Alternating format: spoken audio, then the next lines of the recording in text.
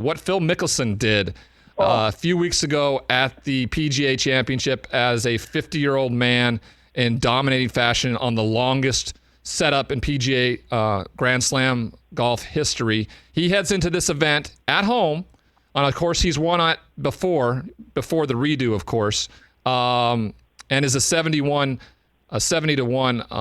underdog. What do you think Phil's chances are this weekend, starting up on Thursday? I mean, look, it's a good question. The odds for anybody to win back-to-back majors are long. Right? It's just too hard. It's too deep now. So let's jump forward here. Let's dream a little bit. Let's play the if he does pull this off game. What are we looking at then?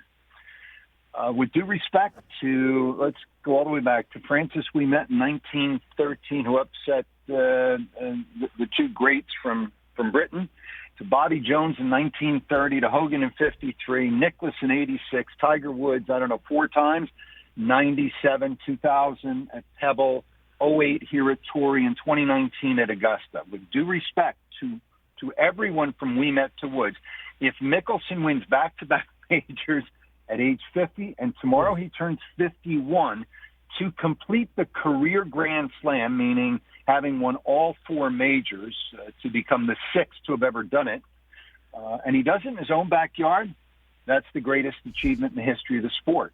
That's what's on the line this week. If he hadn't won Kiowa and he's playing, the way he's playing, I'd say, long shot, but not out of the question. The key will be, keeping the ball on the face of the earth. Drive it the way he drove it at Kiowa. If he does that, we know his short game is all time. He's one of the best small ball players in the history of the sport. If he drives it reasonably well, doesn't swing for the fences, though his swing does look pretty good right now, then I give him an outside shot. And man, if he's there on Sunday, this place is going to be bananas.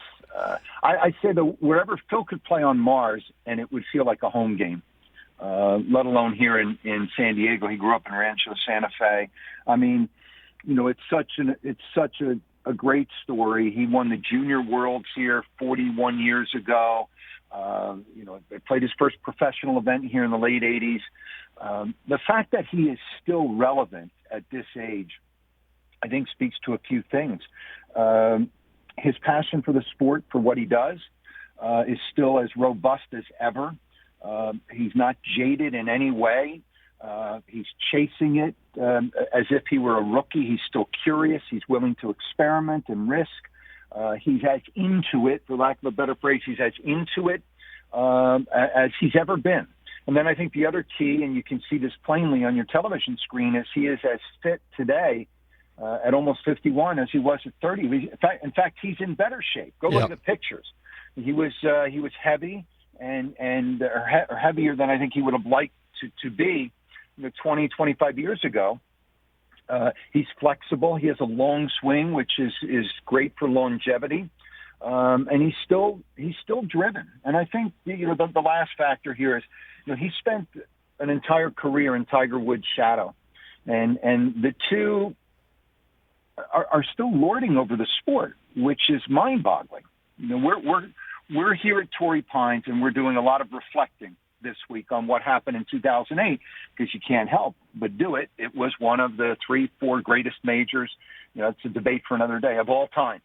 And Tiger's not here. And now Mickelson arrives, and all eyes are on Phil. In fact, I can't recall a major outside of anything Tiger ever played in, right? Because, Tiger's different, where the focus was so squarely on one person, as it is this week on Phil.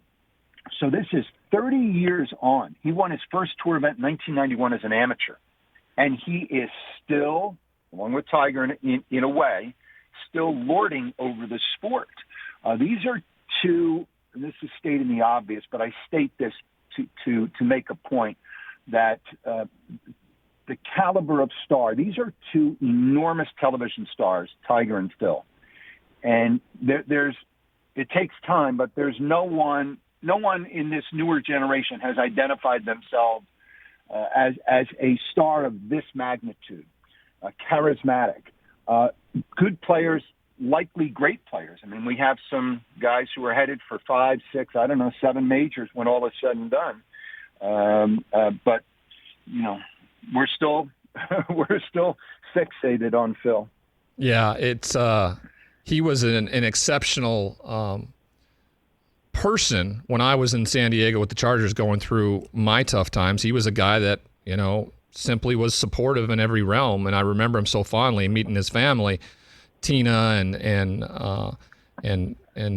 his brother who's on his bag now, and Amy as well. So if he does win, I'm going to be $70,000 richer. Just put it that way, everybody. One other thing, Ryan, about Phil, all these years following him, in a way, it's been like following your favorite team.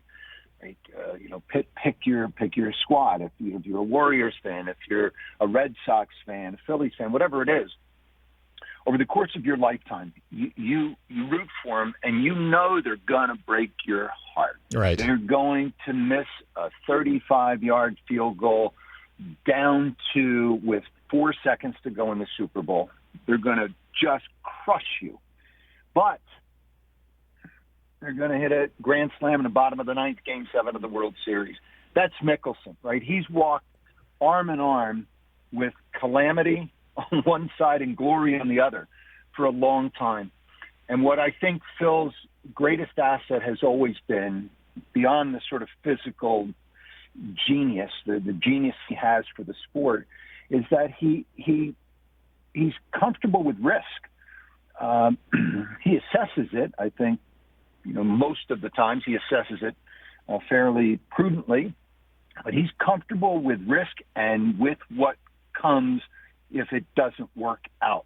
He knows that in this game, if you're good enough, you're going to be there on Sunday and you're going to fall on your ass. Right. You're going to be embarrassed. And Phil has this sort of understanding that it's just a game, and he's always been really good at packing up that baggage that you pick up through the years in sport, right? You were there. He's been good with picking that baggage up and going to the next tournament, the next stop, packing and getting after it again. And you have to have that attitude, I think, to be a truly great performer. Hey, you watched all the way to the end. Thanks for that. Watch more right here.